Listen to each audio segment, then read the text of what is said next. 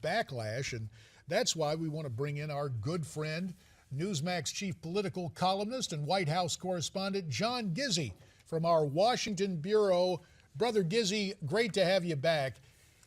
Is the president's plan... And hello, Miranda. Hello, Brother Gizzi.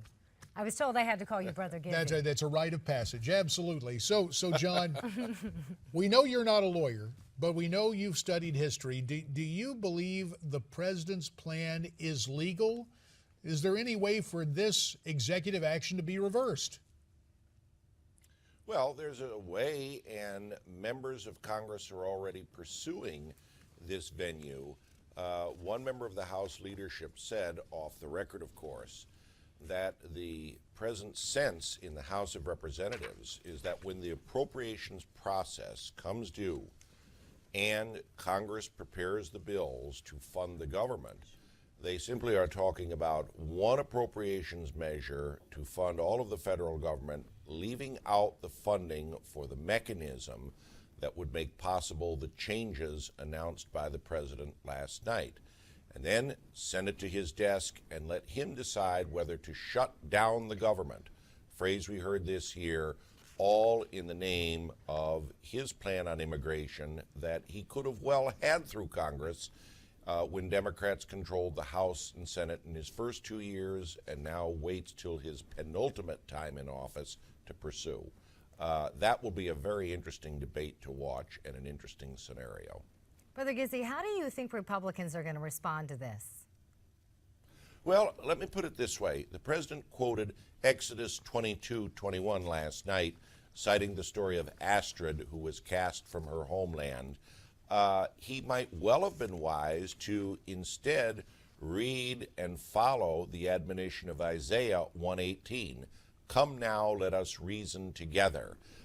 He has said he has worked with the Senate, and yet House members tell me repeatedly they don't even know him and have only seen him in a receiving line, much less had a serious conversation about immigration. So when he says Congress can stop all of this and stop the questions about his legality by passing a bill, mind you, he has never reached out to those who have the most serious questions about this.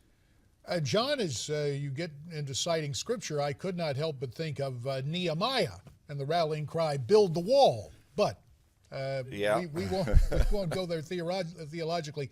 While you were speaking, we saw some video of Mitch McConnell. And obviously yesterday on the Senate floor, he said, we are prepared to take action, and to paraphrase, as soon as the next Congress is seated. Really, can the Republicans afford to wait that long, given the widespread outrage at the president's announcement?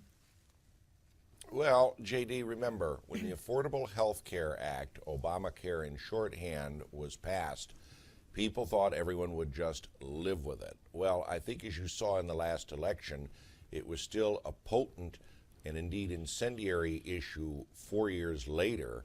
So I think they can wait 6 weeks until January 6th, 2 months, just about, to take action on this. And remember, Press Secretary Josh Earnest told us at the White House this will not happen overnight.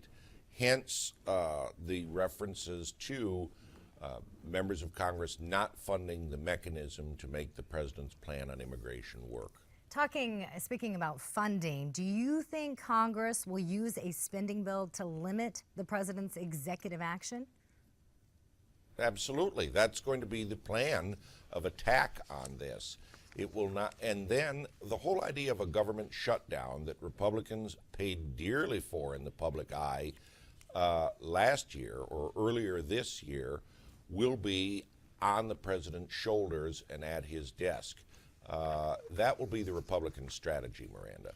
Well, you know, John, I hear you say that, but what I'm hearing from a lot of my former colleagues is that the leadership in the Senate and the House, in other words, McConnell and Speaker Boehner, the word shutdown absolutely has them, let me be polite, very concerned. So in the 2 minutes remaining... It certainly does, and it should have them concerned, but there's two things to remember.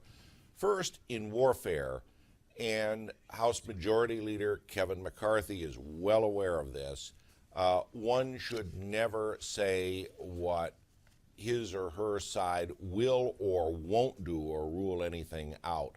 That's a very bad tactical error. Second, as odious as the term shutdown is, if it's the president and not the Congress who's shutting things down and bears the responsibility, it's an entirely different ballgame. And I would point out to you, if both houses of Congress vote to fund every part of the government except the implementation of the mechanism for the president's immigration proposal, and the president wants to shut down the government for that alone, that'll be an interesting debate to have next year. John, the president also cited and mentioned several examples of presidents preceding him that followed similar action. Do you think that was wise? Got about 40 seconds, No, John. it wasn't, because it's not so. And I would say his history is very much revisionist history, or better yet, alternative history. President Reagan, for example, signed an executive order to help the children along under the 1986 amnesty that was passed, the ICRA, also known as Simpson-Mazzoli. That was later codified into law by Congress. Why did he do that? Because Congress had already passed a bill and he worked along with Congress. The same with President George H. And W. we Bush appreciate with that his look Family back in First time. program. Unfortunately, John Gizzi, our time is up. Thanks very much for the way you see it this morning from Washington, and we'll continue.